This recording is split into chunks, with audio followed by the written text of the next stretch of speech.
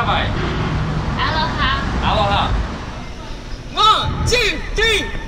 Lucka už půl roku mluví o tom, že by si chtěla koupit časopis, jenomže tady v Kanadě jsou drahý. Teď jsem jí poslal na letiště, ať si jde nějaký vybrat.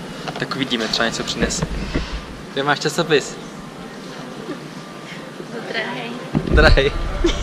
Jako vždycky. Jo.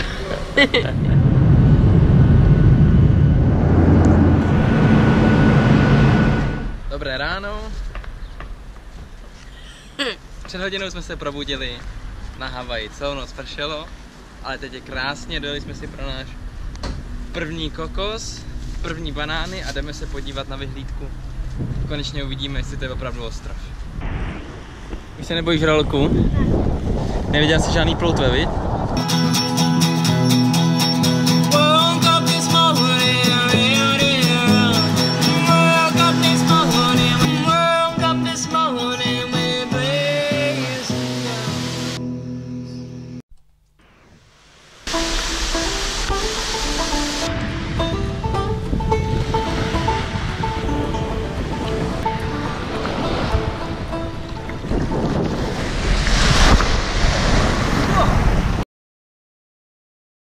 Právě jdeme skrz Bamboo Forest Trail. Mělo by to být taková hodně bahnitá cesta, měl bychom dojít k jezírkům, na který se musí vyšplhat přes dlouhý dřevěný žebřík.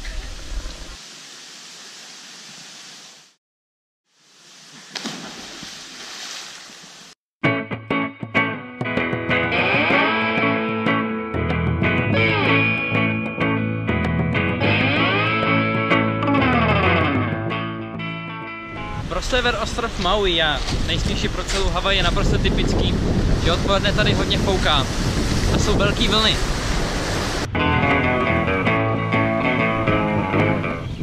Tohle je centrum Hany. Čekali jsme trochu něco jiného. Opravdu. Tohle má být město. Vypadá to tady jako všude. Jako velká díra. Tamhle nahoru půjdeme. Ale jsou vidět úplný prdlačky. A ty prdlačky jsou vidět už poslední 3 dny. Luka mi slíbil kokos a nic jsem nedostala. Prej se mu nechce na palmu. To jsi to nechtěla koupit. Nechtěla ho koupit, chtěla ho najít na cestě. Já jsem chtěla, aby si mi ho sundal ze stromu, jako pořádnej chlap. Aloha. Mauna Kea. Aloha. Hana.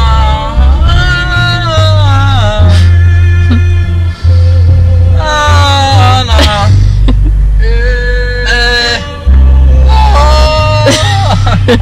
Tak a Luky nám jde pro jídlo. Chtěli jsme postavit stan zhruba tak 5 sekund předtím, začalo úplně lejt. Bylo vidět, jak to krásně přichází z oceánu.